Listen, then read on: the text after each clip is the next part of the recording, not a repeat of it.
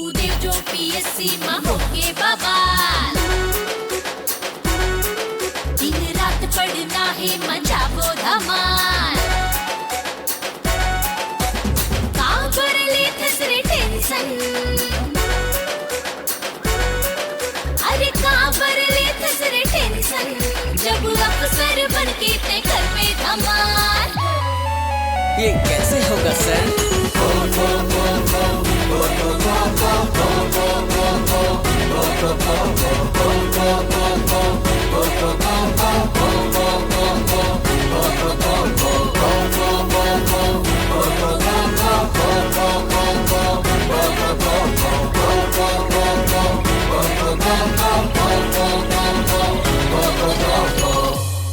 Hello friends, good evening. स्वागत है आपका हमारे टॉप एमसीक्यू सीरीज में। कल तक हमने देखा था हमारे भारतीय आजादी एवं छत्तीसगढ़, उसके अंतर्गत जो जो टॉपिक थे वो हमने कवर कर लिए थे। साथ ही हमने देखा था कि कैसे भारतीय संघ के अंतर्गत छत्तीसगढ़ की रियासतों का विलय हुआ। इतिहास को इस तरह हमने पूरा कंप्लीट कर लिया था।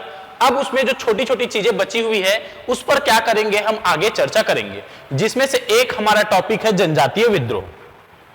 जनजातीय विद्रोह के बारे में जब हम काकतीय वंश पढ़ रहे थे तो मैं एक ब्रीफ आपके साथ डिस्कशन किया था उसके बारे में। उस पर क्या करेंगे, आज हम एक डिटेल चर्चा करेंगे, डिटेल एक्सप्लेनेशन के साथ समझेंगे कि जनजातीय विद्रोह क्या था, क्यों हुआ, कौन कौन से जनजातीय विद्रोह हुए छत्तीसगढ़ के अंतर्गत, इन सभी पर क्या करेंगे, हम एक डिटेल चर्चा करेंगे। क्लियर है? तो आज का जैसा आप देख रहे हैं टॉपिक क्या है हमारा, जनजातीय विद्रोह। इसका पहला क्वेश्चन देखते हैं, क्या बोल रहा है, कौन सा विद्रोह चालुक्य वंश के पतन के लिए उत्तरदायी था। ठीक, क्या बोल रहा है पहला, कौन सा जो विद्रोह है वो चालुक्य वंश के पतन के लिए उत्तरदायी था। चालुक्य वंश को आप काकतीय वंश के रूप में जानेंगे। यहां पर चालुक्य वंश को किस रूप में जानेंगे आप, तो चालुक्य वंश को काकतीय वंश के रूप में जानेंगे। क्यों? क्योंकि हमने पढ़ा था बैकग्राउंड, जब हमने देखा था तो हम देखे थे कि रुद्रमादेवी का विवाह किससे हुआ था, तो चालुक्य वंशी शासक महादेव से हुआ था। ठीक है, फिर रुद्रमादेवी की पुत्री रहती कौन, ममडंबा, उसका भी विवाह किससे हुआ था, तो चालुक्य वंशी शासकों से हुआ था। और ममडंबा के क्या रहते हैं, 2 पुत्र और 1 पुत्री रहती है। क्लियर है? जिसमें से जो बड़े पुत्र रहते हैं कौन, प्रताप रुद्रदेव, उसको कौन गोद ले लेता है, उसको रुद्रमादेवी गोद ले लेती है। क्लियर है? समझ में आ गया यहां तक बात आपको? इसमें कोई डाउट किसी को कहीं पर भी?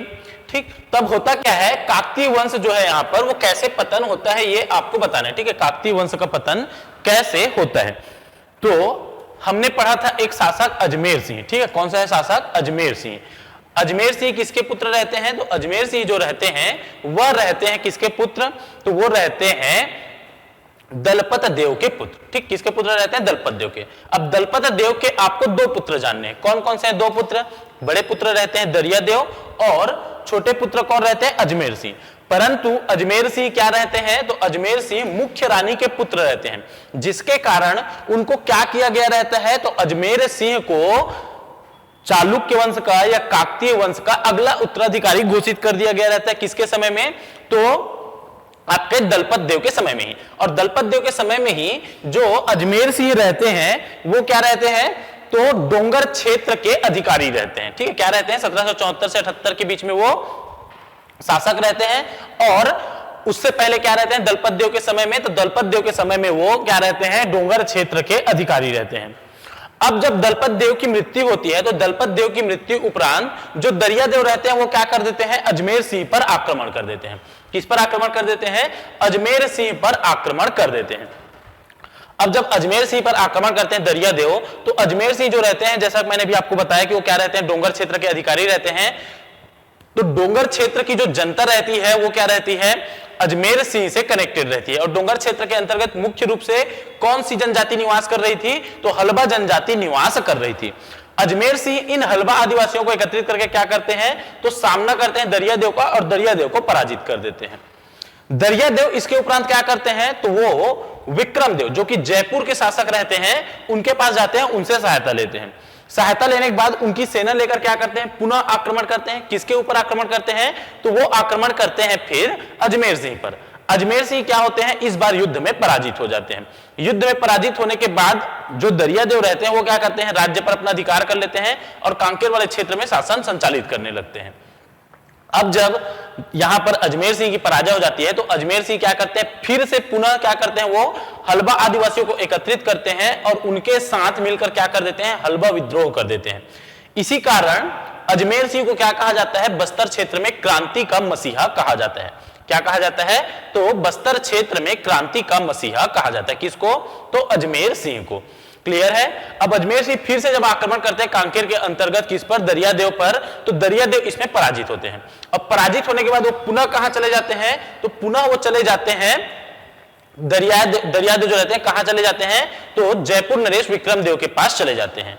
जिसके उपरांत जयपुर नरेश जो विक्रमदेव रहते हैं वो मराठों से सहायता मांगते हैं। किसके लिए, तो दरियादेव के लिए मराठे सहायता करेंगे। और जिसके बाद क्या किया जाता है, 1778 के अंतर्गत जो ये विद्रोह चल रहा था, हलबा विद्रोह, उसको बुरी तरह से दमन कर दिया जाता है। ठीक है, इसमें हम लोग एक पढ़ेंगे अभी कोटपाड़ की संधि, आगे मैं बताऊंगा, एक क्वेश्चन रखा हूं उसके लिए भी। ठीक है, तो इसके तहत क्या कर दिया जाता है, तो हलबा विद्रोह का दमन किया जाता है और हलबा विद्रोह के दमन के उपरांत ही जो दरियादेव है उनको क्या होता है, तो काकतीय वंश की सत्ता प्राप्त होती है। और इसी प्रकार जो काकतीय शासक रहते हैं वो किसके अधीन चले जाते हैं, तो मराठों के अधीन चले जाते हैं। यहीं से ही स्वतंत्र काकतीय वंश का जो स्वरूप है वो क्या हो जाता है, समाप्त हो जाता है। और अब जो काकतीय वंश है वो किसके अधीन आ जाते हैं, तो वो मराठों के अधीन आ जाते हैं। क्लियर है, समझ में आ गया बात यहां तक। तो कौन सा जो विद्रोह है वो चालुक्य वंश के लिए पतन के लिए उत्तरदायी था, तो हलबा विद्रोह क्या था, चालुक्य वंश के पतन के लिए उत्तरदायी था। क्लियर है, समझ में आ गया। अगला क्वेश्चन देखिए। अगला, निम्नलिखित में से किस संधि द्वारा इस राज्य का बस्तर क्षेत्र मराठा नियंत्रण में आ गया। ठीक है, किस संधि के तहत जो इस राज्य का बस्तर क्षेत्र है वो मराठा नियंत्रण में आ गया। परलकोट की संधि, चित्रकोट की संधि, कोटपाड़ की संधि, बारसूर की संधि। तो मैंने अभी बताया आपको कि कौन सी थी वो संधि, तो वो थी कोटपाड़ की संधि। ठीक है, कौन सी संधि थी, तो वो थी कोटपाड़ की संधि। क्लियर है, कौन सी संधि थी, कोटपाड़ की संधि। अब चलिए हम लोग कोटपाड़ की संधि के बारे में थोड़ा पढ़ लेते हैं। हेडिंग डालेंगे आप क्या, कोटपाड़ की संधि। ठीक, समय पूछे आपको तो आप बताएंगे क्या, 6 अप्रैल 1778। ठीक है, समय क्या है, तो 6 अप्रैल 1778 क्या है, इसका समय है। ठीक, और इस समय राजा कौन रहते हैं बस्तर के अंतर्गत, तो राजा आप बताएंगे दरियादेव। ठीक है, किसके साथ होती है संधि, तो दरियादेव के साथ होती है। कौन कौन, तो काकतीय राजा में कौन, तो काकतीय राजा में दरियादेव। ठीक, और इधर कौन, तो एक तो है मराठा शासक कौन है, तो बिंबाजी। ठीक, अब बिंबाजी इसमें अपने प्रतिनिधि के रूप में किसको भेजते हैं, तो बिंबाजी अपने प्रतिनिधि के रूप में त्रयंबक अवीर राव को भेजते हैं। ठीक है, किसको भेजते हैं संधि के लिए, त्रयंबक अवीर राव को क्या करते हैं, तो त्रयंबक अवीर राव को अपने किसके लिए भेजते हैं, वो तो त्रयंबक अवीर राव को अपने प्रतिनिधि के रूप में क्या करते हैं, भेजते हैं। कौन, दरियादेव। इसके अलावा जयपुर नरेश विक्रमदेव,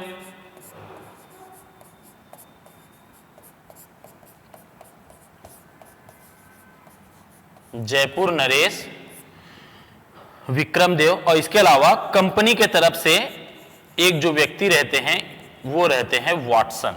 ठीक है, कौन रहते हैं, वाटसन, कंपनी के तरफ से वाटसन। अब इन दोनों के मध्य में क्या होती है, मतलब एक तरफ ये और दूसरी तरफ ये, सब इनके मध्य में होती है संधि। ठीक है, कब हो रही है, तो 6 अप्रैल 1778 को। और इसी संधि को हम किस नाम से जानते हैं, तो इस संधि को हम कोटपाड़ की संधि के नाम से जानते हैं। ठीक है, कौन सी संधि, तो कोटपाड़ की संधि के नाम से जानते हैं। क्लियर है, समझ में आ गया। अब जो कोटपाड़ की संधि है इसके अंतर्गत क्या क्या शर्त रखी जाती है, तो मराठा शासक शर्त रखेंगे। मराठा शासक कौन, तो बिंबाजी की तरफ से उनके प्रतिनिधि कौन, तो अवीर राव। वो क्या करते हैं, शर्त रखते हैं। सबसे पहला क्या, तो जो कोटपाड़ का परगना है, ठीक है, कौन सा परगना आपका, कोटपाड़ परगना जयपुर नरेश विक्रम देव को दिया जाएगा। जयपुर नरेश विक्रम देव को, ठीक है, क्या किया जाएगा, तो जयपुर नरेश विक्रम देव को दिया जाएगा।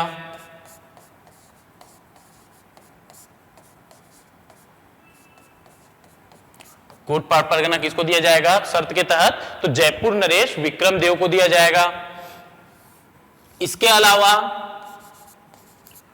59,000 टकोली, ठीक है, क्या 59,000 टकोली जो दरियादेव हैं वो क्या करेंगे, प्रति वर्ष मराठों को देंगे। ठीक, मतलब बस्तर क्षेत्र में शासन करने के लिए 59,000 टकोली क्या करना पड़ेगा, तो किसको, तो आपके दरियादेव को मराठों को देना पड़ेगा प्रतिवर्ष। तो इस तरह बस्तर क्या हो गया अब, तो बस्तर जो है वो मराठा शासन के करज राज्य के रूप में आ गया। किसके रूप में आ गया, तो बस्तर जो है वो मराठा शासन के करज राज्य के रूप में आ गया। क्लियर है, बातें समझ में आ गई आपको, ठीक। और इसके बदले जो मराठा शासक रहते हैं वो वचन देते हैं कि अगर आप क्या करते रहेंगे, प्रतिवर्ष 59,000 टकोली हमको देते रहेंगे तो हम क्या नहीं करेंगे, किसी भी प्रकार से आपके राज्य में या आपके शासन व्यवस्था में हस्तक्षेप नहीं करेंगे। इस 59,000 टकोली के बदले आप अपने क्षेत्र में जैसा चाहें वैसा शासन कर सकते हैं। सिर्फ क्या दीजिए आप हमें, तो हमें आप 59,000 टकोली प्रति वर्ष देते रहिए, ठीक है। और इस तरह क्या हो जाता है, फिर इस तरह क्या आपका, तो जो बस्तर है, इस तरह बस्तर मराठों के नियंत्रण में आ गया। ठीक है, किसके नियंत्रण में आ गया, तो मराठों के नियंत्रण में आ गया। ठीक, किसके नियंत्रण में, तो मराठों के नियंत्रण में आ गया।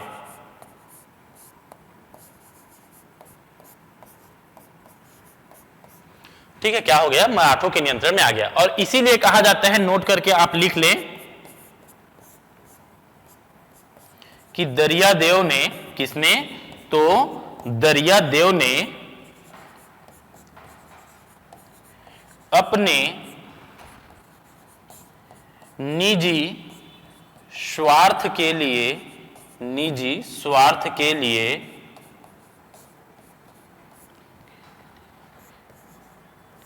बस्तर की स्वतंत्रता बेच दी। बस्तर की स्वतंत्रता बेच दी। निजी स्वार्थ के लिए बस्तर की स्वतंत्रता बेच दी, ऐसा कहा जाता है किसके लिए, दरियादेव के लिए। क्लियर है, तो आंसर तो आप लगा लिए। कोटपाड़ संधि के बारे में भी आपने संपूर्ण चीज देख लिया। अगला क्वेश्चन देखते हैं हम। अगला, छत्तीसगढ़ में कंपनी सरकार के विरुद्ध तीसरा विद्रोह कब हुआ था। ठीक है, छत्तीसगढ़ में कंपनी सरकार के विरुद्ध तीसरा विद्रोह कब हुआ था, 1792 में, 1825 में, 1833 में, 1795 में। कंपनी सरकार के विरुद्ध तीसरा विद्रोह कब हुआ था ये बताना है आपको। चलिए जल्दी आप अपना आंसर लगाएं। लगा लिया आंसर आपने, तो देखें कंपनी के विरुद्ध जो छत्तीसगढ़ है उसमें पहला विद्रोह जो माना जाता है वो 1774 का हलबा विद्रोह माना जाता है। ठीक है, क्या माना जाता है, हलबा विद्रोह। दूसरा विद्रोह माना जाता है 1792 के अंतर्गत सरगुजा विद्रोह। सरगुजा के अंतर्गत एक विद्रोह हुआ था, ज्यादा कुछ जानकारी मिलती नहीं है इसके बारे में। कहा जाता है कि ब्रिटिश सरकार के शोषण के विरुद्ध सरगुजा के अंतर्गत एक विद्रोह हुआ था। और तीसरा विद्रोह माना जाता है 1795 में भोपालपट्टनम का संघर्ष। ठीक है, क्या आपका भोपाल पट्टनम का संघर्ष। क्लियर है, तो आंसर क्या हो जाएगा आपका डी, 1795। 1795 का भोपालपट्टनम का संघर्ष क्या, तो कंपनी के विरुद्ध छत्तीसगढ़ में तीसरा विद्रोह। अब हुआ क्या था भोपालपट्टनम के संघर्ष में, तो हेडिंग डालना आप भोपाल पट्टनम का संघर्ष। ठीक, भोपालपट्टनम के संघर्ष के लिए सबसे पहले आप याद रखना इस समय प्रमुख प्रशासनिक अधिकारी कौन कौन थे। प्रमुख प्रशासनिक अधिकारी, तो प्रमुख प्रशासनिक अधिकारी में पहला नागपुर के अंतर्गत राजा कौन, तो नागपुर के अंतर्गत राजा रघुजीत द्वितीय। ठीक है, कौन थे, तो रघुजीत द्वितीय क्या थे, नागपुर के राजा थे। दूसरा आप ध्यान देना कि इस समय जो रघुजीत द्वितीय थे उन्होंने छत्तीसगढ़ की जवाबदारी किसको सौंपी थी, तो छत्तीसगढ़ की जवाबदारी उन्होंने व्यंकोजी भोसले को सौंपी थी। ठीक है, किसको सौंपी थी, तो उन्होंने व्यंकोजी भोसले को क्या सौंपी थी, तो छत्तीसगढ़ की जवाबदारी सौंपी थी।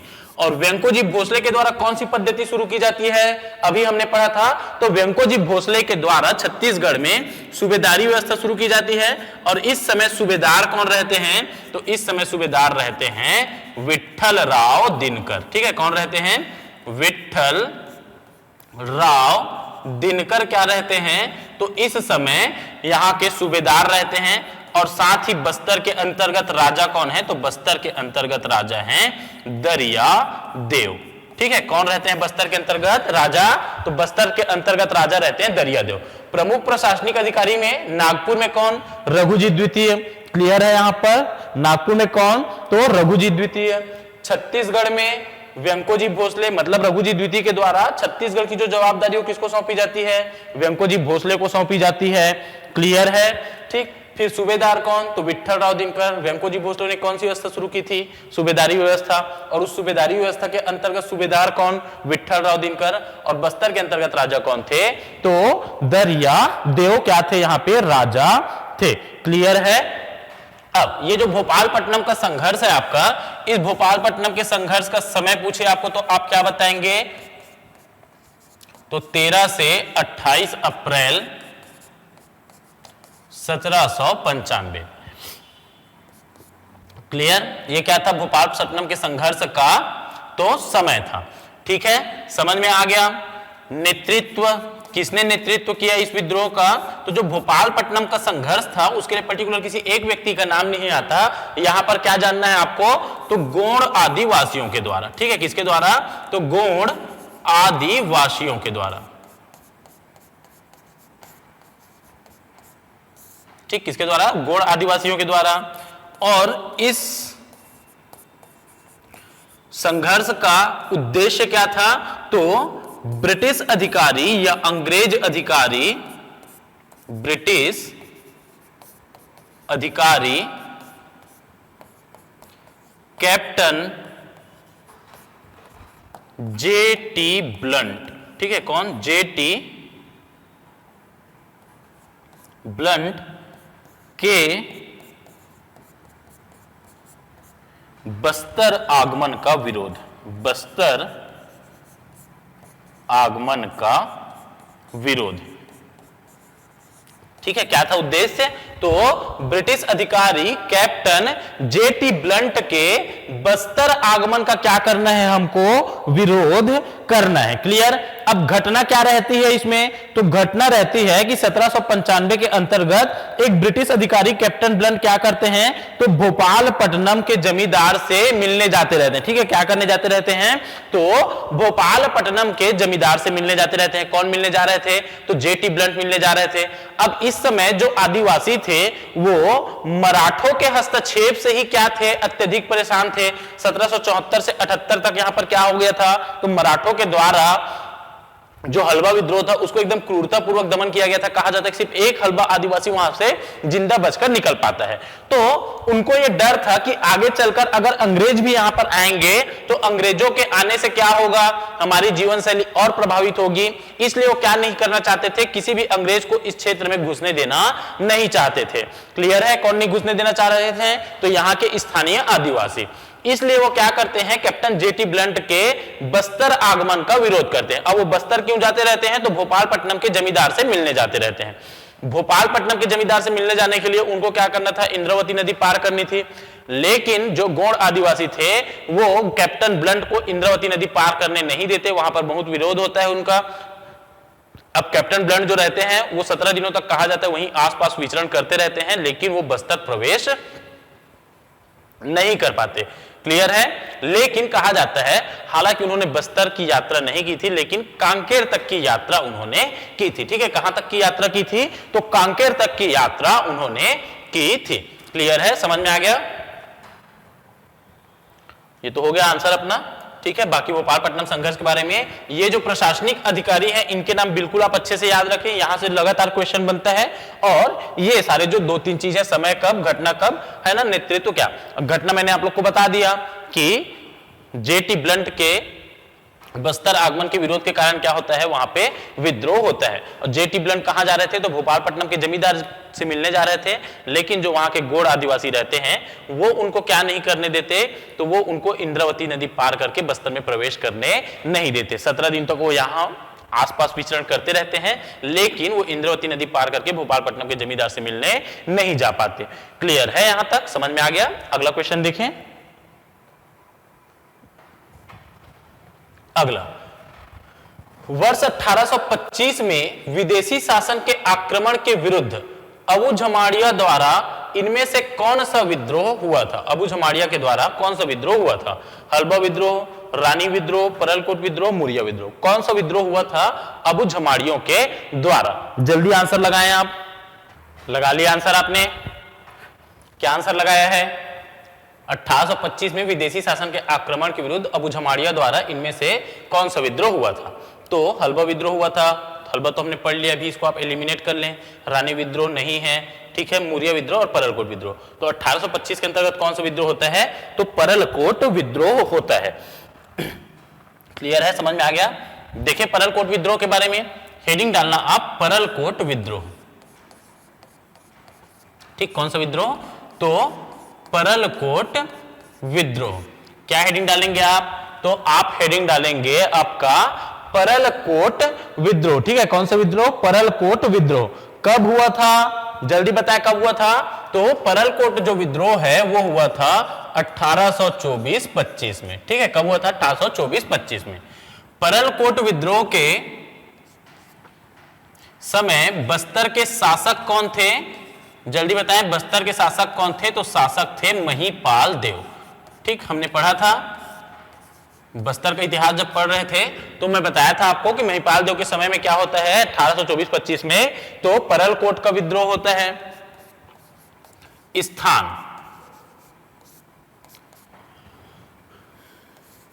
परलकोट, ठीक है, स्थान क्या आपका? परलकोट, पखांजूर तहसील, पखांजूर तहसील कांकेर। ठीक है, परलकोट क्या आपका स्थान? परलकोट, पखांजूर तहसील कांकेर। ये क्या था? तो परलकोट विद्रोह का स्थान था। क्लियर है? अब इसके नेतृत्व कौन थे? नेतृत्व किसके द्वारा किया गया? तो नेतृत्व किया गया था परलकोट विद्रोह का गेंद सिंह के द्वारा। ठीक है, किसके द्वारा किया गया था? तो गेंद सिंह के द्वारा क्या किया गया था? तो परलकोट विद्रोह का नेतृत्व किया गया था। ठीक है, किसके द्वारा? तो गेंद सिंह के द्वारा परलकोट का जो विद्रोह हुआ उसका नेतृत्व किया गया था। अब गेंद सिंह थे कौन? तो गेंद सिंह थे परलकोट के जमींदार। ठीक है, कौन थे? तो गेंद सिंह परलकोट के जमींदार थे। ठीक है, अब जो भी परलकोट के अंतर्गत क्या बनेगा? तो उसका जमींदार बनेगा। तो जो परलकोट का जमींदार था इसकी पदवी, ठीक है, इसकी पदवी थी भूमिया राजा की। ठीक है, कौन सी थी पदवी इसकी? तो इसकी पदवी थी भूमिया राजा की। ठीक है, मतलब जो भी क्या होगा तो परलकोट का जमींदार बनेगा वो किस नाम से जाना जाएगा? भूमिया राजा के नाम से जाना जाएगा। क्लियर है? जैसे हमारे लोकतंत्र के अंतर्गत बहुमत दल का नेता क्या कहलाता है? प्रधानमंत्री कहलाता है। अब वो एक समय में पंडित जवाहरलाल नेहरू थे तो वो क्या थे? भारत के प्रधानमंत्री। उसके बाद मान के चलो लाल बहादुर शास्त्री जी बने तो वो भी क्या थे? भारत के प्रधानमंत्री। वैसे ही अगर परलकोट के अंतर्गत जो भी जमींदार बनेगा वो क्या कहलाएगा? भूमिया राजा। और इस समय परलकोट के जमींदार कौन? तो गेंद सिंह। ठीक, अब हुआ क्यों था ये विद्रोह? इसका कारण अगर मैं बोलूं तो कारण आप बताएंगे बाहरी हस्तक्षेप, बाहरी हस्तक्षेप। ठीक है, बाहरी हस्तक्षेप में कौन कौन? तो मराठों एवं अंग्रेजों से क्या होना? तो अबूझमाड़ियों की जीवन शैली प्रभावित होना। दूसरा, मराठों एवं अंग्रेजों की शोषणकारी नीति। मराठों एवं अंग्रेजों की क्या? तो शोषणकारी नीति भी क्या थी? इसका एक कारण थी। ठीक है, क्या? मराठों एवं अंग्रेजों की शोषणकारी नीति। इसके अलावा परलकोट क्षेत्र में कर वृद्धि। परलकोट में कर वृद्धि भी क्या था? इसका एक कारण था। ठीक है, किसका? तो परलकोट के विद्रोह का। उद्देश्य क्या था इस विद्रोह का? तो परलकोट के इस विद्रोह का उद्देश्य था अबूझमाड़ियों को शोषण से मुक्त कराना। ठीक है, क्या था? अबूझमाड़ियों को शोषण से मुक्त कराना। अबूझमाड़ियों को शोषण से मुक्त कराना। क्लियर है? क्या कराना? तो अबूझमाड़ियों को शोषण से मुक्त कराना। प्रतीक, इस विद्रोह का प्रतीक चिन्ह था धावड़ा वृक्ष की टहनी। धावड़ा वृक्ष की टहनी क्या था? तो इस विद्रोह का प्रतीक चिन्ह था। और इस विद्रोह के दमनकर्ता थे पेबे। ठीक है, कौन थे? पेबे। अब आप देख रहे हैं यहां पर बाहरी हस्तक्षेप, मराठों एवं अंग्रेजों की शोषणकारी नीति। तो अंग्रेज कहां से आ गए? तो हमने पढ़ा था कि 1818 से 1830 तक का जो समय था वो क्या रहता है? ब्रिटिश अधीन मराठा शासन का समय रहता है। क्लियर है? समझ में आ गया? देखें आप इसको पूरा एक बार। शासक कौन? शासक आपके कौन है? महिपाल देव। स्थान क्या है आपका? तो परलकोट, पखांजूर तहसील, कांकेर। नेतृत्व करता कौन? तो गेन सिंह, जो कि क्या थे? परलकोट के जमींदार थे। ठीक है, कौन? परलकोट के जमींदार थे। क्लियर है? समझ में आ गया? इसके अलावा क्या कारण क्या था?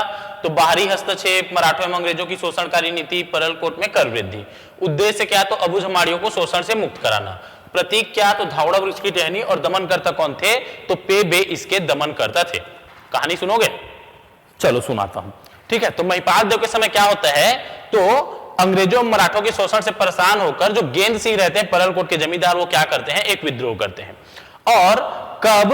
तो 1824 के अंतर्गत। कब? तो अक्टूबर महीने में। ठीक है, कौन से महीने में? जहां से सर एक्सप्लेन कर रहा था उसको काट देना, अब जहां से करूंगा उससे फिर ऐड करना। ठीक है, कहानी सुनोगे? क्या था कहानी? तो महिपाल देव के समय में क्या होता है? तो अंग्रेजों एवं मराठों के शोषणकारी नीति से परेशान होकर जो गेंद सिंह रहते हैं वो क्या कर देते हैं? तो विद्रोह कर देते हैं। कब विद्रोह करते हैं ये गेंद सिंह? कब विद्रोह करते हैं? तो गेंद सिंह विद्रोह करना शुरू करते हैं 24 दिसंबर 1824 को। ठीक है, कब याद रखेंगे? तो 24 दिसंबर 1824 को क्या करना शुरू करते हैं गेंद सिंह? 24 दिसंबर 1824 को। तो लिखते जाना आप 24 दिसंबर 1824। हेडिंग डालेंगे क्या? 24 दिसंबर 1824। तो जो कौन रहते हैं? तो परलकोट के जो जमींदार रहते हैं गेंद सिंह, वो अबूझमाड़ियों को क्या करते हैं? परलकोट में एकत्रित करते हैं। ठीक, कहां एकत्रित करते हैं? परलकोट में एकत्रित करते हैं। जैसा जैसा बोलते जा रहा हूं एक एक पॉइंट टू पॉइंट लिखते जाना, मेंस में आंसर राइटिंग में काम आएगा आपको। ठीक है, कब? तो 24 दिसंबर 1824 को जो परलकोट के जमींदार कौन? तो परलकोट के जमींदार गेंद सिंह ने अबूझमाड़ियों को परलकोट में एकत्रित किया। ठीक, और उनको क्या करते हैं? तो विद्रोह करने के लिए प्रेरित करते हैं, अपने अधिकारों को प्राप्त करने के लिए प्रेरित करते हैं। फिर दूसरा डेट लिखना आप, 4 जनवरी 1825। ठीक है, कौन सा डेट? 4 जनवरी 1825। इस 4 जनवरी 1825 को जो अबूझमाड़िया आदिवासी रहते हैं वो चांदा से लेकर अबूझमाड़ तक जहां पर भी अंग्रेज और मराठा दिखते हैं उनके ऊपर क्या करते हैं? आक्रमण करते हैं। मतलब चांदा से अबूझमाड़ तक अंग्रेजों एवं मराठों के ऊपर क्या किया जाता है?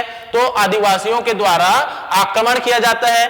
अब इसके बाद अब विद्रोह को फैलाना है, तो फैलाने के लिए क्या करना पड़ेगा? सूचनाओं का आदान प्रदान करना पड़ेगा। तो जो मांझी जनजाति के लोग रहते हैं वो क्या करते हैं, तो सूचनाओं का आदान प्रदान करने का कार्य करते रहते हैं। ठीक है, कौन से जनजाति के लोग, तो मांझी जनजाति के लोग सूचनाओं के आदान प्रदान करने का काम करते रहते हैं। ठीक, और धावड़ा वृक्ष की टहनी को क्या करते रहते हैं, प्रतीक के रूप में एक स्थान से दूसरे स्थान भेजते रहते हैं। क्लियर है, कहां भेजते रहते हैं, प्रतीक के रूप में एक स्थान से दूसरे स्थान भेजते रहते हैं। क्लियर है, समझ में आ गया बात यहां तक। ठीक, अब जो भी सूचनाओं का आदान प्रदान किया जा रहा है और अगले दिन के लिए जो भी रणनीतियां बनानी है, इसके लिए क्या किया जाता था अबू झमाड़ियों के द्वारा या वहां के जो भी विद्रोही थे उनके द्वारा, तो रात में घोटुल में उपस्थित होकर, घोटुल में सब जने मिलकर क्या करते थे, अगले दिन के लिए योजना बनाते थे। ठीक है, इस तरह थोड़े ही समय में क्या हो जाता है, जो परलकोट विद्रोह है वो पूरे बस्तर क्षेत्र में फैल जाता है। समझ में आ गया यहां तक, क्लियर है, पूरे बस्तर क्षेत्र में क्या हो जाता है, फैल जाता है। अब क्या होता है, तो इस समय जो ब्रिटिश अधीक्षक रहते हैं, कौन रहते हैं ब्रिटिश अधीक्षक, तो पी वांस एगेन्यू। ये पी वांस एगेन्यू जो रहते हैं वो क्या करते हैं, तो चांदा, ठीक है, कहां, अभी मैंने नाम लिया था चांदा, तो चांदा के पुलिस अधीक्षक कैप्टन पेबे को क्या करते हैं, विद्रोह का दमन करने के लिए निर्देश देते हैं। कैप्टन पेबे जो रहते हैं फिर कब, तो 10 जनवरी 1825 को, ठीक है, कब, तो 10 जनवरी 1825 को क्या करते हैं, तो पूरे बस्तर को चारों ओर से घेर लेते हैं और घेरने के बाद धीरे धीरे करके वो विद्रोह का दमन करना शुरू करते हैं और फाइनली वो किसको अरेस्ट कर लेते हैं, तो वो गिरफ्तार कर लेते हैं, किसको, गेंद सिंह को। गेंद सिंह को गिरफ्तार कर लिया जाता है और गिरफ्तार करने के उपरांत एक डेट आप लिख के रखेंगे क्या, 20 जनवरी 1825। इस 20 जनवरी 1825 को फिर गेंद सिंह को क्या दे दी जाती है, फांसी दे दी जाती है। ठीक है, क्या दे दी जाती है, उनको फांसी दे दी जाती है।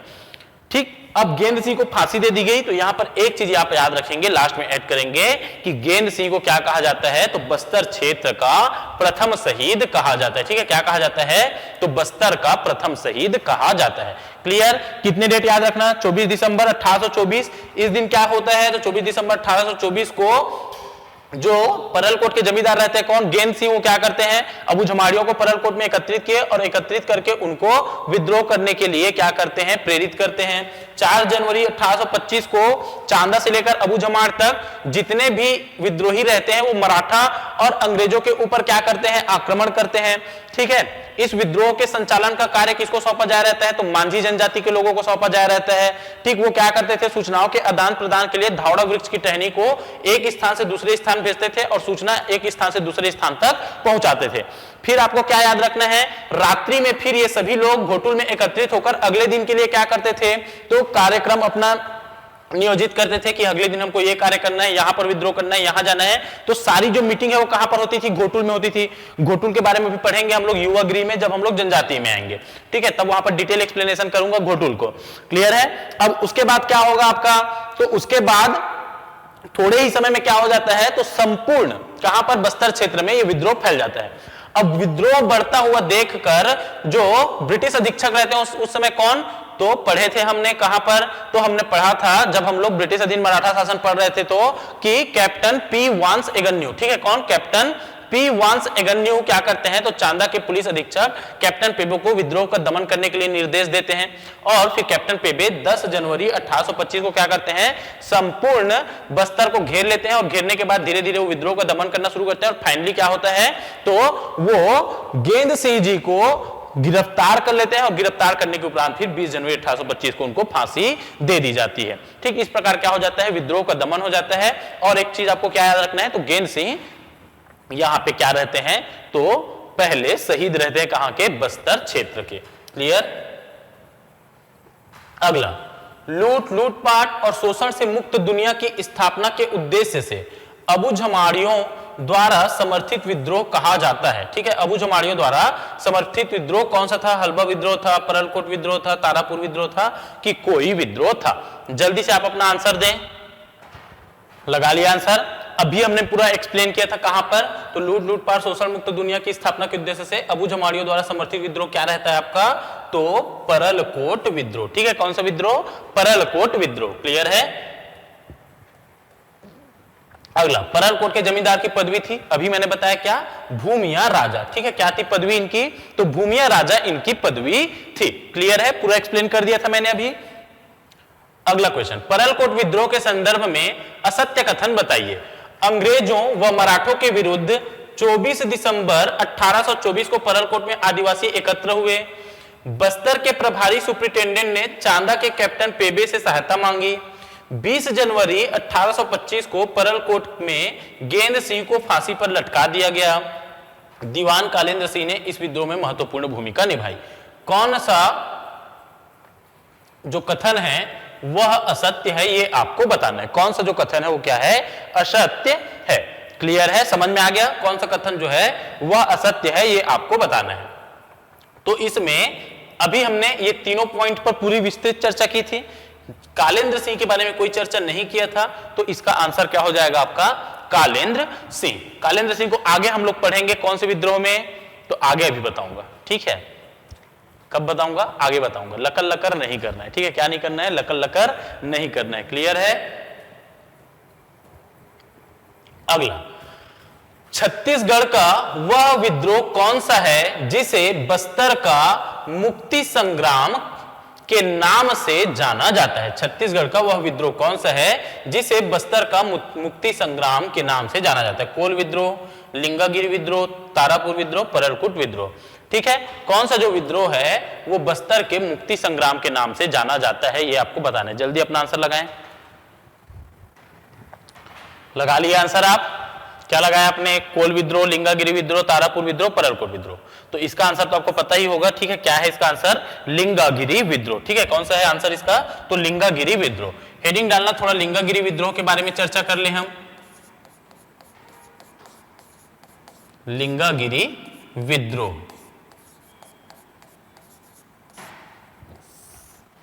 ठीक, लिंगागिरी विद्रोह। समय इसका क्या, तो समय आप बताएंगे 1856। ठीक है, क्या है समय इसका, 1856। इस समय बस्तर के शासक कौन थे, तो बताएंगे क्या आप, इस समय बस्तर के शासक थे भैरम देव। ठीक है, कौन थे, तो बस्तर के शासक थे इस समय भैरम देव। क्लियर है, समझ में आ गया, बस्तर के शासक कौन थे, तो इस समय बस्तर के शासक थे कौन, भैरम देव। क्लियर। स्थान लिंगागिरी। ठीक है, क्या आपका, लिंगागिरी बीजापुर। ठीक है, ये क्या था, स्थान।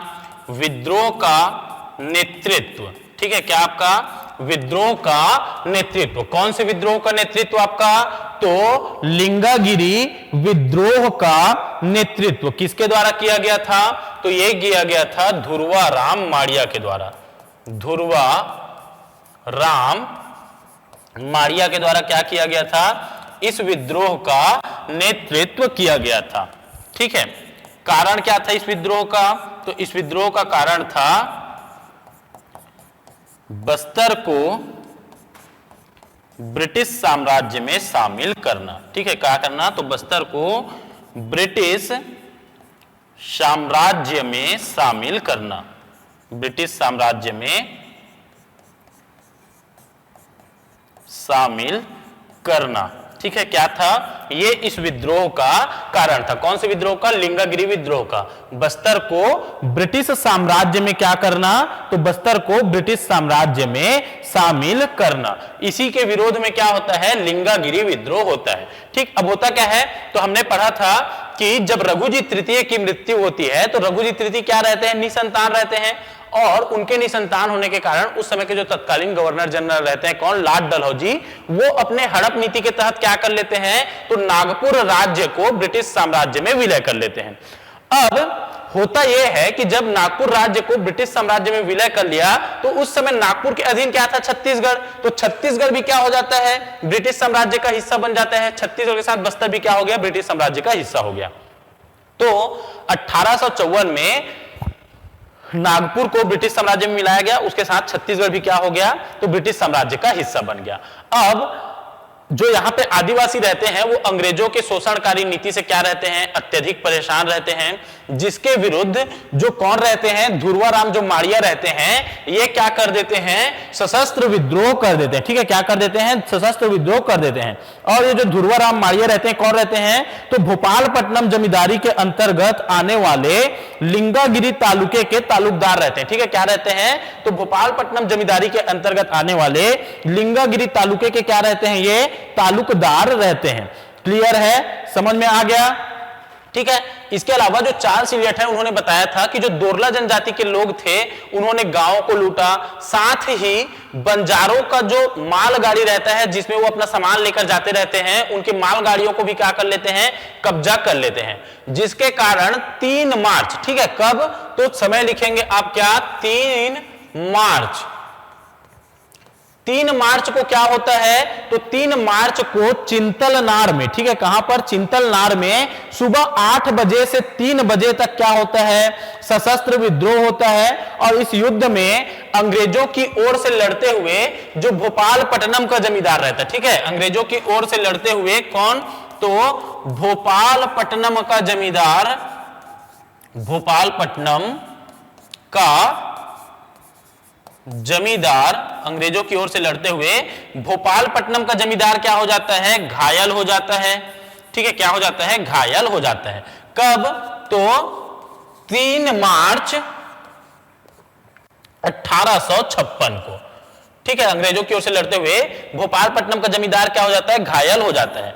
फिर अगला डेट आप लिखें जल्दी, 5 मार्च 1856। ठीक है, क्या लिखेंगे अगला डेट आप, 5 मार्च 1856। ठीक है, अंग्रेजों ने क्या कर लिया, तो ध्रुवाराम माड़िया को पकड़ा 3 मार्च को, और 3 मार्च को पकड़ने के उपरांत उन्होंने 5 मार्च 1856 को क्या कर दिया, तो ध्रुवाराम माड़िया को फांसी दे दी। ठीक है, किसको, तो ध्रुवाराम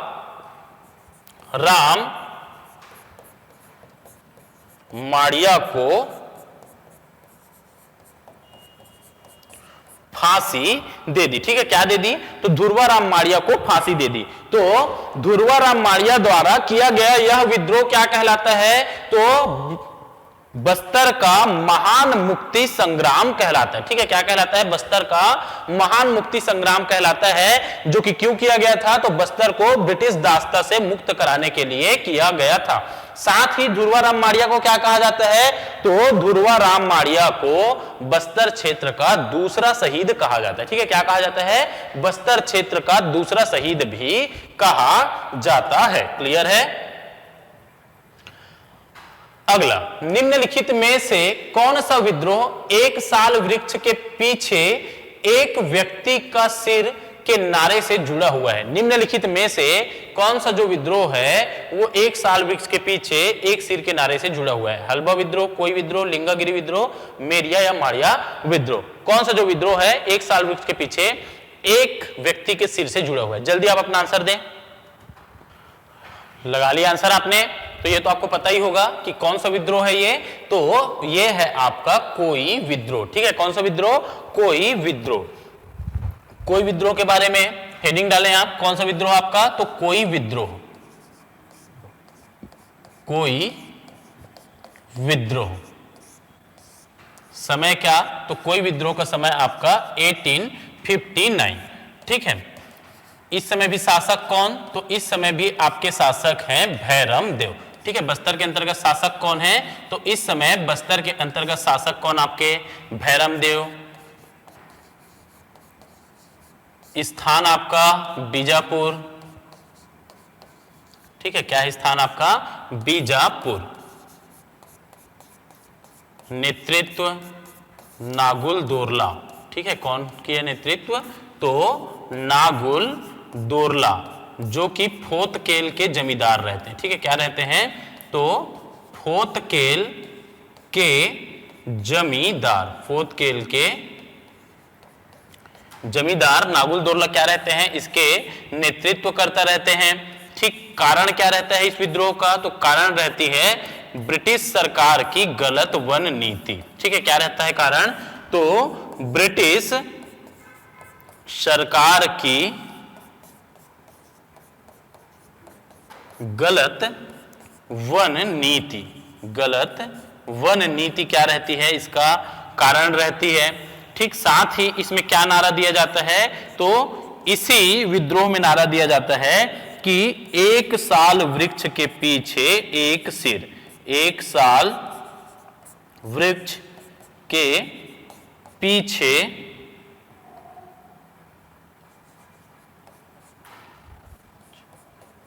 एक सिर का क्या दिया जाता है, यहां पर नारा दिया जाता है। ठीक है, क्या दिया जाता है, एक साल वृक्ष के पीछे एक सिर का नारा दिया जाता है। ठीक है, और जो दोरली भाषा है उसमें कोई का अर्थ, ठीक है, किसका अर्थ है, कोई का अर्थ होता है पर्वतों पर रहने वाले मनुष्य, पर्वतों पर रहने वाले मनुष्य। ठीक है, अब गलत वन नीति क्या रहती है, तो जो ब्रिटिश सरकार रहती है वो हैदराबाद के ठेकेदारों को, ठीक है, कहां के ठेकेदारों को, हैदराबाद के ठेकेदारों को बस्तर क्षेत्र के अंतर्गत साल वृक्ष की कटाई का क्या दे देती है, तो ठेका दे देती है।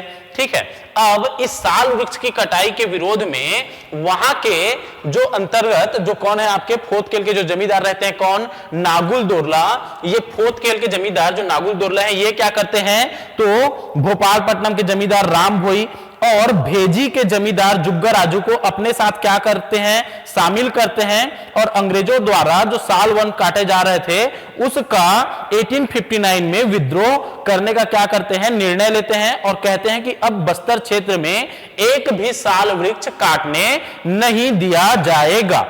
ठीक है, यह सूचना उन्होंने क्या की, ब्रिटिश सरकार को पहुंचा दी।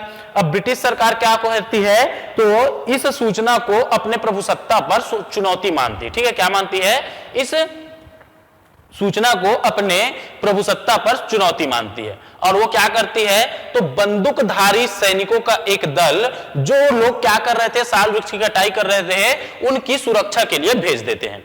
अब उनकी सुरक्षा के लिए भेज दिए तब क्या होते हैं, विद्रोही फिर से भड़कते हैं और वो एक रात क्या करते हैं, अचानक से जलती हुई मसाले लेकर आक्रमण करते हैं और जितने भी लकड़ी काट कर रखे रहते हैं, कौन, अंग्रेज, उन लकड़ी के टालों पर क्या कर देते हैं, आग लगा देते हैं। और लकड़ी के टालों पर आग लगाने के उपरांत जो जो लोग क्या करते रहते हैं वहां पर, तो जंगल के अंतर्गत साल वृक्षों की कटाई करते रहते हैं, उनका सिर काट दिया जाता है। ठीक है, क्या कर दिया जाता है, तो इन विद्रोहियों के द्वारा, कौन से विद्रोहियों के द्वारा, तो नागुल दोरला और उसके नेतृत्व में आए भोपालपट्टनम के जमींदार राम भोई, भेजी के जमींदार कौन, तो जुग्गर राजू, इनके द्वारा तो जो लोग आरा चला रहे थे उनका क्या कर देते हैं, सिर काट देते हैं और कहते हैं एक साल वृक्ष के पीछे एक सिर लिया जाएगा, अगर आप एक साल वृक्ष काटेंगे तो हम एक व्यक्ति का सिर काट देंगे। ठीक है, फिर विद्रोह को जो बढ़ता देखते हैं तो जो सिरोंचा के डिप्टी कमिश्नर रहते हैं कैप्टन सी ग्लासफोर्ड, वो अपनी हार मान लेते हैं और आदिवासियों के पक्ष में क्या करते हैं, वो समझौता कर देते हैं। साथ ही ठेकेदारी प्रथा को भी क्या कर दिया जाता है, समाप्त कर दिया जाता है। ठीक, तो जो कोई विद्रोह है वो आदिवासियों का पर्यावरण के प्रति प्रेम, पर्यावरण के प्रति जागरूकता को दर्शाता है, और इसी पर्यावरण के प्रति जागरूकता के कारण कोई विद्रोह की जो तुलना है वो चिपको आंदोलन से की जाती है। ठीक है, साथ ही कोई विद्रोह को क्या कहा जाता है, तो छत्तीसगढ़ का चिपको आंदोलन भी कहा जाता है। क्लियर है, क्या कहा जाता है, छत्तीसगढ़ का चिपको आंदोलन कहा जाता है। अगला क्वेश्चन, निम्नलिखित में से कौन सा विद्रोह वर्ष 1842 से 1863 तक चला था। कौन सा जो विद्रोह है 1842 से 1863 तक चला था, मेरिया विद्रोह, परलकोट विद्रोह, रानी विद्रोह, हल्बा विद्रोह। कौन सा विद्रोह 1842 से 1863 तक चला था, जल्दी बताएं आप। लगा लिया आंसर आपने, क्या लगा आंसर, मेरिया, परलकोट, रानी और हल्बा। ठीक है, तो इसका आंसर क्या है आपका, मेरिया विद्रोह। हमने पढ़ा था जब हम काकतीय वंश पढ़ रहे थे तो एक शासक थे कौन, भूपाल देव।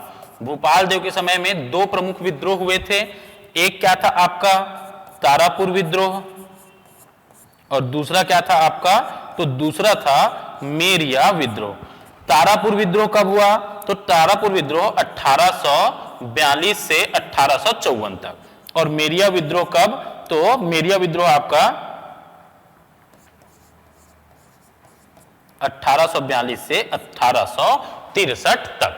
ठीक है, कौन सा विद्रोह आपका, मेरिया विद्रोह। हेडिंग डालना आप क्या, मेरिया विद्रोह। मेरिया विद्रोह के बारे में पढ़ लेते हैं थोड़ा अब हम। मेरिया विद्रोह समय क्या, तो 1842 से 63। क्लियर है। मेरिया विद्रोह के समय बस्तर के अंतर्गत शासक कौन है, तो आप बताएंगे क्या, भूपाल देव। ठीक है, कौन सा देव, तो भूपाल देव क्या है, मेरिया विद्रोह के अंतर्गत शासक हैं। क्लियर है, क्या है, भूपाल देव मेरिया विद्रोह के शासक हैं। स्थान क्या, तो दंतेवाड़ा। ठीक है, स्थान क्या, दंतेवाड़ा। क्लियर है। नेतृत्व, नेतृत्व किसने किया, जल्दी बताएं आप, नेतृत्व किसने किया, तो इसका नेतृत्व करते कौन थे, तो नेतृत्व करता थे इसके कौन, तो हिड़मा मांझी। ठीक है, कौन थे, हिड़मा मांझी जी क्या थे, इस विद्रोह के नेतृत्व करता थे। ठीक, इस विद्रोह का कारण क्या था, तो इस विद्रोह का कारण था नरबलि प्रथा समाप्त करने के विरोध में। ठीक है, क्या करने के विरोध में, तो नरबलि प्रथा समाप्त करने के विरोध में। नरबलि प्रथा समाप्त करने के विरोध में क्या हुआ था आपका, तो मेरिया विद्रोह हुआ था। नरबलि प्रथा के विरोध में नहीं, नरबलि प्रथा जो चल रही थी उसको समाप्त करने के विरोध में। क्लियर है। साथ ही इसमें जांचकर्ता कौन रहते हैं, तो इसमें जांचकर्ता रहते हैं मैकफर्सन। ठीक है, कौन रहते हैं जांचकर्ता, तो मैकफर्सन क्या रहते हैं, इसमें जांच करते रहते हैं। मेरिया विद्रोह कब से कब तक, तो मेरिया विद्रोह आपका 1842 से 1863 तक। शासक कौन, भूपाल देव। स्थान दंतेवाड़ा। ठीक है, नेतृत्व हिड़मा मांझी। कारण क्या, तो नरबलि प्रथा समाप्त करने के विरोध में। ठीक है, जांचकर्ता कौन है, तो मैकफर्सन। अब होता क्या है, तो जो ब्रिटिश रेजिडेंट रहते हैं जेनकिंस, कैप्टन ब्लंट एवं एगन्यू ने अपने रिपोर्ट में बताया था कि जो डंकड़ी संखनी नदी के संगम पर एक मंदिर है, माता दंतेश्वरी का मंदिर, उस मंदिर में क्या होती है, तो नरबलि प्रथा प्रचलित है। ठीक है, यहां पर मानव की बलि दी जाती है। ऐसी जानकारी हमको किससे मिलती है, तो ऐसी जानकारी British resident Jenkins, captain blunt एवं एगन्यू के रिपोर्ट से हमको प्राप्त होती है। क्लियर है यहां तक। अब इसकी जांच हेतु क्या किया जाता है, तो पहले तो भूपाल देव को आदेश दिया जाता है, काकतीय राजा भूपाल देव को, कि आप क्या करें, इसकी देखरेख करें कि ये कैसे हो रहा है, आप इसको रुकवाएं। और साथ ही मैकफर्सन को क्या किया जाता है, जांच करने के लिए नियुक्त किया जाता है कि आप जांच करें इस चीज का और जांच करके रिपोर्ट दें।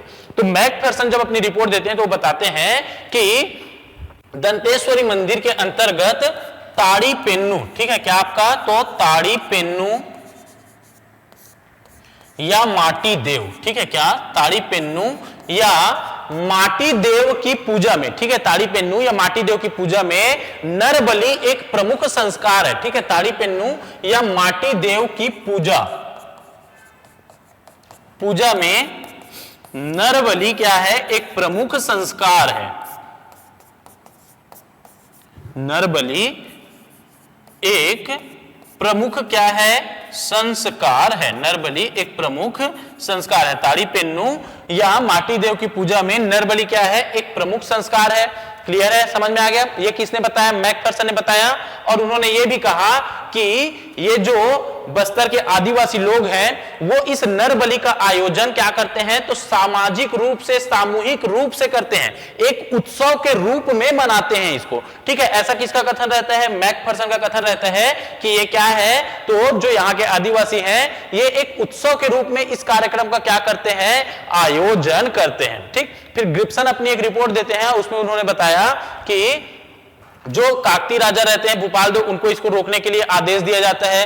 साथ ही इस प्रथा को रोकने के लिए जो अंग्रेज शासन रहता है और साथ में जो मराठा शासक रहते हैं, कौन मराठा शासक रहते हैं, रघुजी तृतीय। रघुजी तृतीय 22 वर्षों के लिए 1842 से 63 तक के लिए क्या करते हैं, एक सुरक्षा टुकड़ी क्या कर देते हैं, तो यहां पर नियुक्त कर देते हैं दंतेश्वरी मंदिर में कि अब यहां पर क्या नहीं होना चाहिए, तो नरबलि नहीं दिया जाना चाहिए। ठीक है, अब ये पहला क्या था, तो ये एक पहला अवसर था जब अंग्रेज क्या कर रहे थे, तो अंग्रेज आदिवासियों के आंतरिक मसलों पर, आंतरिक मामलों पर क्या कर रहे थे, हस्तक्षेप कर रहे थे। ठीक है, आंतरिक मामलों पर हस्तक्षेप करने की पहली घटना थी। इसके पहले क्या होता था, तो आर्थिक शोषण होता था, है ना, उनके ऊपर अत्याचार होता था, लेकिन उनके आंतरिक मामलों में हस्तक्षेप नहीं हुआ था। यह पहला अवसर था जब क्या किया जा रहा था, अंग्रेजों के द्वारा आदिवासियों के आंतरिक मामलों में हस्तक्षेप किया जा रहा था। ठीक है, अब इसको अपने आंतरिक मामलों में, अपनी परंपरा में, अपनी संस्कृति पर क्या करके आघात मानकर या वार मानकर जो आदिवासी रहते हैं वो किसके नेतृत्व में, तो हिड़मा मांझी के नेतृत्व में विद्रोह कर देते हैं। ठीक है, किसके नेतृत्व में विद्रोह कर देते हैं, तो आदिवासी हिड़मा मांझी के नेतृत्व में विद्रोह कर देते हैं। ठीक है, फिर परिणाम क्या होता है, तो विद्रोह के दमन के लिए जो बस्तर के दीवान रहते हैं वामन राव, ठीक है, बस्तर के दीवान इस समय कौन रहते हैं, बस्तर के दीवान वामन राव ने इस विद्रोह के दमन के लिए रायपुर के तहसीलदार, ठीक है, कहां के, तो रायपुर के तहसीलदार शेर खान को, ठीक है, किसको, तो रायपुर के तहसीलदार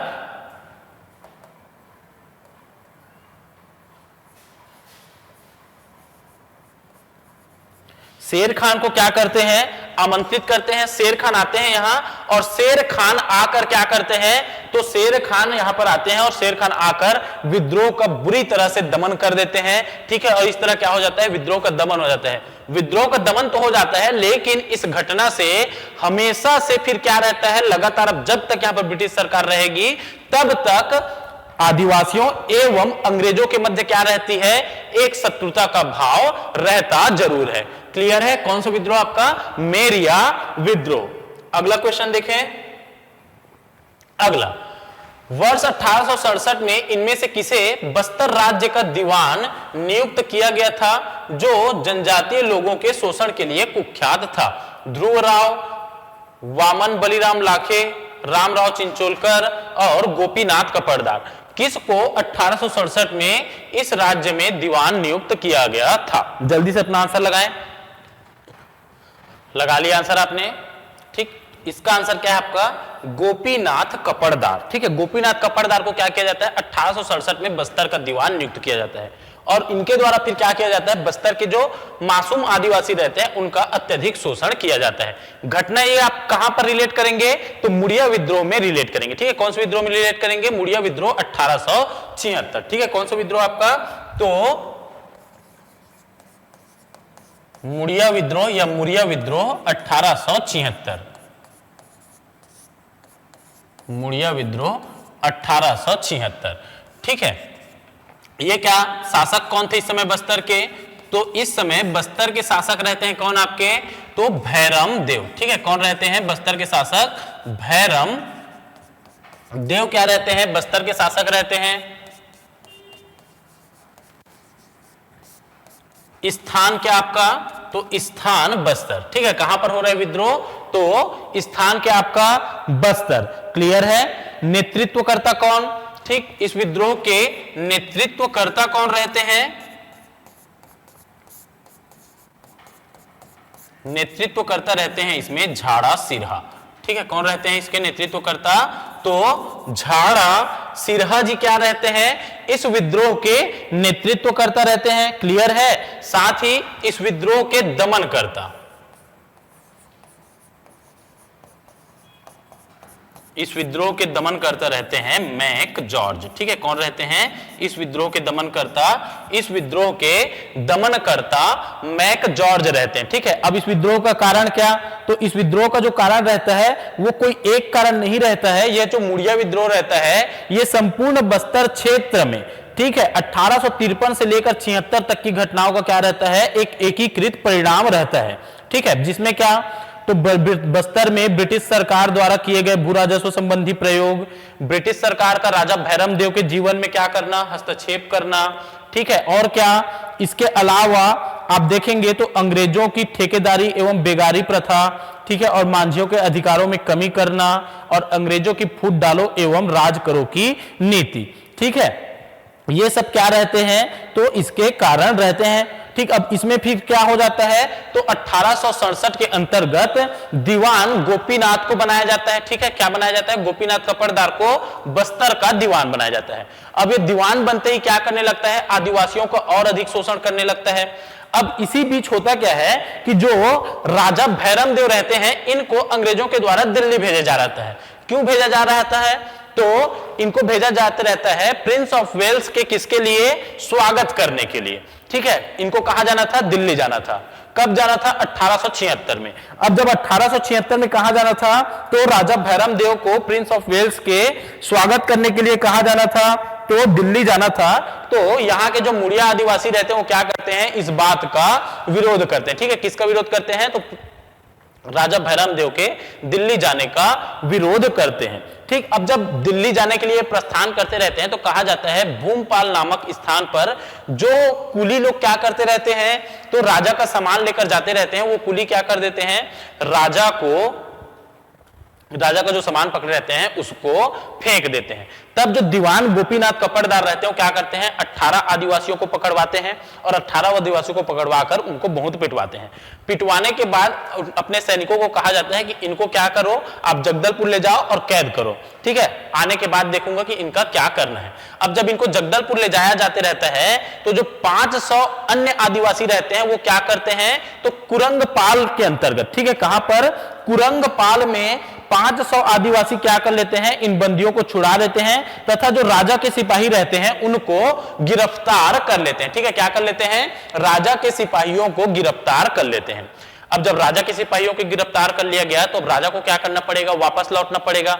और राजा को वापस लौटना है तो राजा वापस लौटते रहते हैं। और राजा जब वापस लौटते रहते हैं तो 1500 आदिवासी क्या कर लेते हैं, उनका मार्ग रोकते हैं और मार्ग रोककर साफ रूप से कहते हैं कि आप क्या करें, तो ये जो दीवान है गोपीनाथ, इनको पद से हटाएं, साथ ही जितने भी अंग्रेज मुंशी हैं यहां पर उनको भी इस राज्य से निकाल दें। ये क्या कर रहे हैं, लगातार हमारा शोषण कर रहे हैं। ठीक है, अब ये जो बात चलते रहती है, तो बातों बाद में क्या हो जाता है, आपसी मतभेद हो जाता है। किसके किसके मध्य, राजा और इन आदिवासियों के मध्य। ठीक है, बातचीत के दौरान क्या हो जाता है, तो मतभेद हो जाता है, जिससे क्या शुरू हो जाता है, वहीं पर विद्रोह शुरू हो जाता है और राजा के सैनिकों पर हमला कर दिया जाता है। किसके द्वारा, विद्रोहियों के द्वारा। युद्ध में 6 मुरिया आदिवासी क्या होते हैं, मारे जाते हैं और फिर विद्रोहियों को क्या करना पड़ता है, पीछे हटना पड़ता है। ठीक, फिर झाड़ा सीरा क्या करते हैं, पीछे हटने के उपरांत फिर से विद्रोह को बढ़ाने के लिए, लोगों को एकत्रित करने के लिए क्या करते हैं, आम वृक्ष की टहनी को प्रतीक के रूप में भेजकर मुरिया आदिवासियों को विद्रोह में शामिल होने का निमंत्रण देते हैं। ठीक है, अंत में फिर 3000 से 5000 जो मुरिया रहते हैं वो एकत्रित होकर 2 मार्च 1876 को, कब, 2 मार्च 1876 को जगदलपुर के राज दरबार को क्या कर लेते हैं, घेर लेते हैं। अब जगदलपुर के राज दरबार को घेर लिए तो राजा वहीं पर फंसे हैं। ठीक है, जितने भी मंत्री हैं वो फंसे हैं, ये दीवान फंसा हुआ है, साथ ही जो अंग्रेज अधिकारी भी छोटे मोटे हैं वो भी फंसे हुए हैं। अब चारों ओर से घेर लिया गया है आदिवासियों के द्वारा, निकलने का कोई रास्ता नहीं। ठीक है, न तो सूचना आ सकती है न सूचना कोई जा सकती है।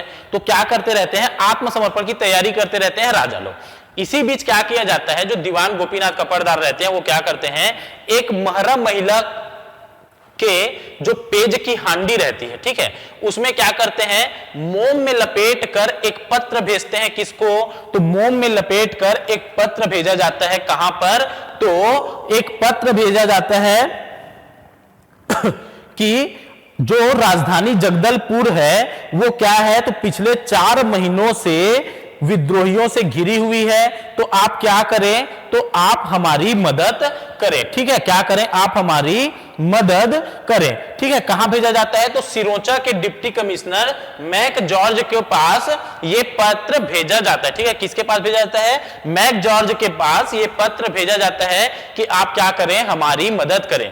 मैक जॉर्ज आते हैं, मैक जॉर्ज आकर क्या करते हैं, तो वो विद्रोहियों से बात करते हैं। वार्तालाप के पश्चात पाते हैं कि जो राजा के अधिकारी हैं उनकी ही गलती है, जिसके कारण क्या हो रहा है, ये विद्रोह हो रहा है। फिर मैक जॉर्ज ने 8 मार्च 1876 को, ठीक है, कब, 8 मार्च 1876 को जगदलपुर में मुरिया दरबार का आयोजन किया। ठीक है, कब, 8 मार्च 1876 को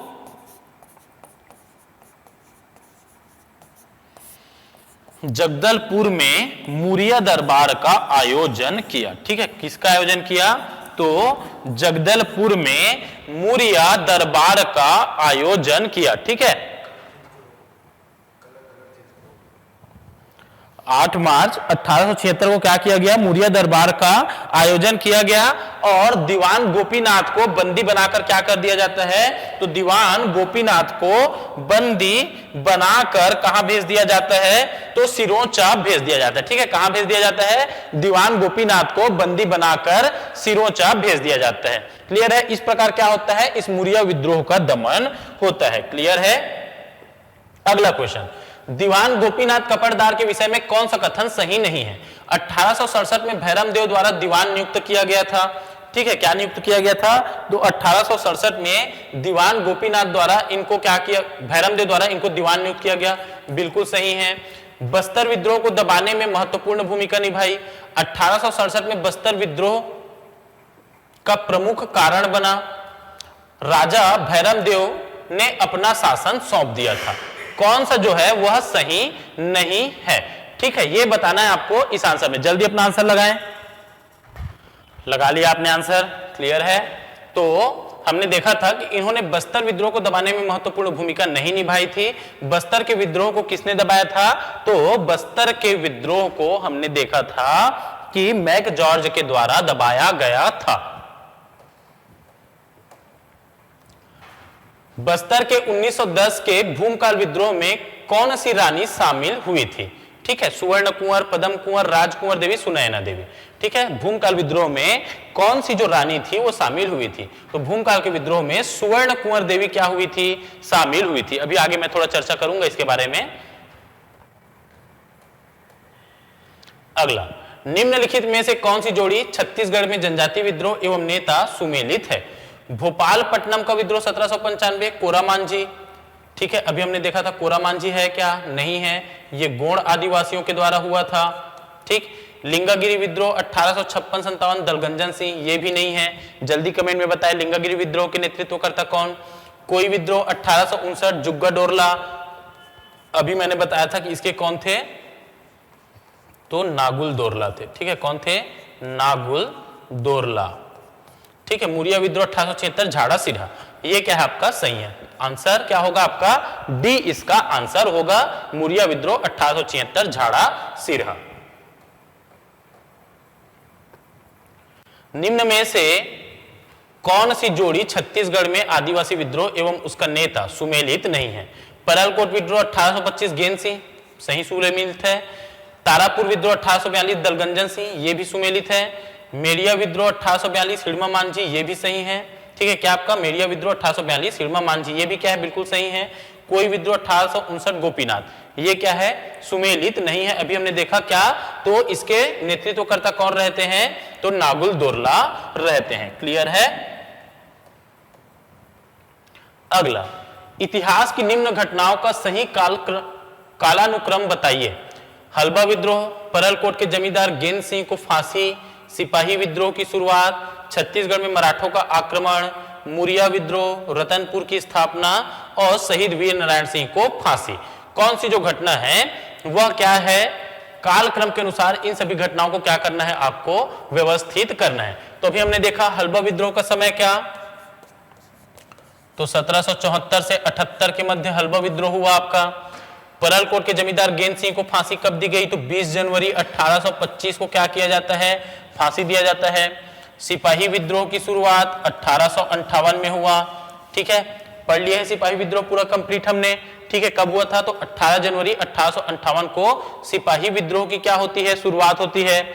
छत्तीसगढ़ में मराठों का आक्रमण कब होता है? 1741 में भास्कर पंत के द्वारा। मुरिया विद्रोह 1876, रतनपुर की स्थापना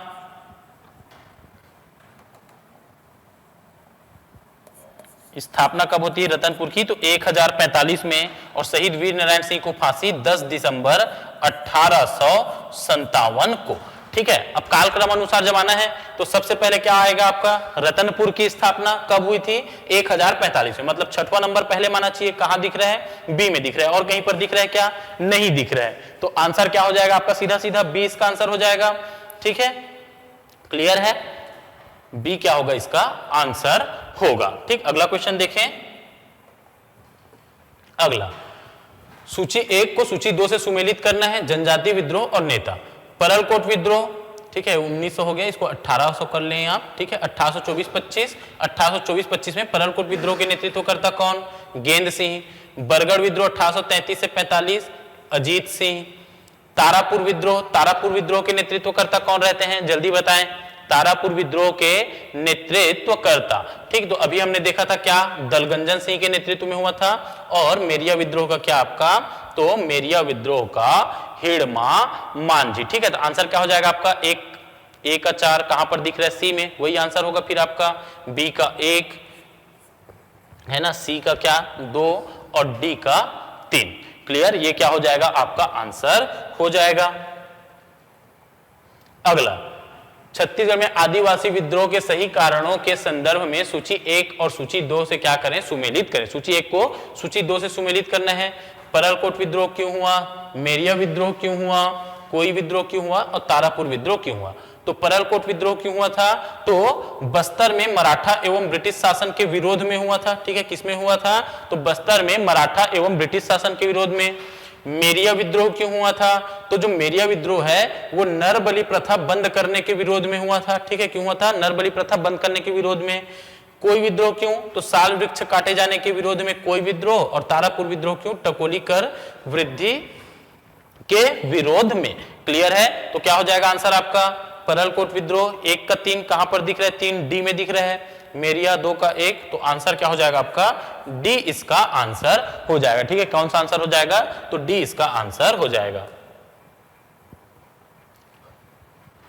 अगला, बस्तर रियासत के भूमकाल विद्रोह के निम्नलिखित घटनाओं को तिथि से सुमेलित कीजिए। विद्रोह की घोषणा, ठीक, कुकानार पर आक्रमण, मुरिया राज की घोषणा, रानी सुबरन कुंवर की गिरफ्तारी। ठीक है, जो भूमकाल विद्रोह है उसके लिए जो जो घटना है उनको उसके तिथि से क्या करना है? आपको सुमेलित करना है। जल्दी सुमेलित करें आप। लगा लिया आंसर आपने? क्या लगाया है? तो विद्रोह की घोषणा। विद्रोह की घोषणा कब होती है? तो विद्रोह की घोषणा होती है अक्टूबर 1909 में। कब होती है विद्रोह की घोषणा? अक्टूबर 1909 में। अक्टूबर 1909 में दशहरे के दिन क्या किया जाता है? राजमाता सुवर्ण कुंवर देवी एवं लाल कालेंद्र सिंह की उपस्थिति में जो आदिवासी रहते हैं उनमें से एक, जिसका नाम क्या रहता है? आदिवासियों में से एक जिनका नाम गुंडाधुर को क्या किया जाता है? तो विद्रोह का नेता बनाया जाता है और सभी आदिवासियों को कसम खिलाई जाती है कि बस्तर की आजादी के लिए अंतिम सांस तक क्या करेंगे? हम विद्रोह करेंगे। ठीक है, फिर 1910 जनवरी 1910 में पुनः एक गुप्त सम्मेलन बुलाया जाता है और पुनः गुप्त सम्मेलन बनाकर मीटिंग ली जाती है। फिर 1 फरवरी को क्या किया जाता है? समूचे बस्तर में विद्रोह की शुरुआत के लिए सभी जो आदिवासी रहते हैं उनके घर क्या किया जाता है? प्रतीक के रूप में क्या भेजा जाता है? तो लाल मिर्च के अलावा क्या? मिट्टी के ढेले के अलावा क्या? धनुष बाण, है ना। इसके अलावा आम वृक्ष की टहनी को क्या किया जाता है? तो भेजा जाता है किसके लिए? तो विद्रोह में शामिल होने के लिए, प्रेरित करने के लिए आप क्या करें? विद्रोह में शामिल हो। और विद्रोह में शामिल होने के लिए ये सभी चीजें भेजी गई और प्रत्येक घर से एक एक व्यक्ति को क्या किया गया? तो एक एक व्यक्ति को विद्रोह में शामिल होने का आह्वान किया गया। ठीक है, फिर 2 फरवरी 1910 को, ठीक है, कब? 2 फरवरी 1910 को पूसपाल के बाजार को लूटकर, कौन से बाजार को लूटकर? तो पूसपाल के बाजार को लूटकर विद्रोह का प्रारंभ किया गया। ठीक है, क्या किया गया? विद्रोह का प्रारंभ किया गया। ठीक है, इसके उपरांत कब? तो कुकानार के बाजार पर क्या किया जाता है? लूटपाट की जाती है। और कुकानार पर आक्रमण करने की जो घटना रहती है वो कब की रहती है? 4 फरवरी 1910 को। ठीक है, इस कुकानार के बाजार में, ठीक है, किसमें? तो इस कुकानार के बाजार में क्या किया जाता है? तो बंटू एवं सोमनाथ नामक विद्रोहियों ने एक व्यापारी की क्या कर दी थी? हत्या कर दी थी। ठीक है, क्या कर दी थी? हत्या कर दी थी। कहां पर? कुकानार पर।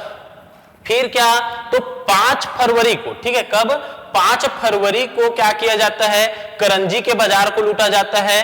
और इसके उपरांत 7 फरवरी 1910 को गीदम में, ठीक है, कहां पर, गीदम में एक गुप्त सभा बुलाकर मौर्य राज की घोषणा की जाती है। ठीक है, कब, तो 7 फरवरी 1910 को गीदम में एक गुप्त सभा बुलाकर मौर्य राज की क्या की जाती है, घोषणा की जाती है।